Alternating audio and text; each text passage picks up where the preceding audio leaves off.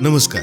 Health Guru I केअरच्या आहारातून आरोग्य मालिकेत तुम्हा सर्वांचं स्वागत आहे. श्रोतेहो, ज्याप्रमाणे गावाच्या संरक्षणासाठी रक्षक असतात, तसंच आपल्या शरीराचं रक्षण करण्यासाठी विटॅमिन सी, ई आणि के हे सुरक्षा रक्षक म्हणून काम करत असतात. वारंवार होणारी सर्दी, खोकला किंवा जखम भरण्यास होणारा उशीर ही या विटॅमिन्सच्या कमतरतेची लक्षणं असू शकतात. आज आपण याच विषयावरती सविस्तर बोलणार आहोत. सर्वात आधी बोलूया विटॅमिन सी बद्दल. हे शरीराची रोगप्रतिकारक शक्ती म्हणजेच इम्युनिटी वाढवण्यासाठी सर्वात महत्वाचं आहे.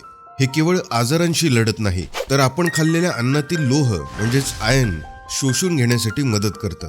विटॅमिन सी शिवाय रक्ताची कमतरता दूर होणं कठीण आहे.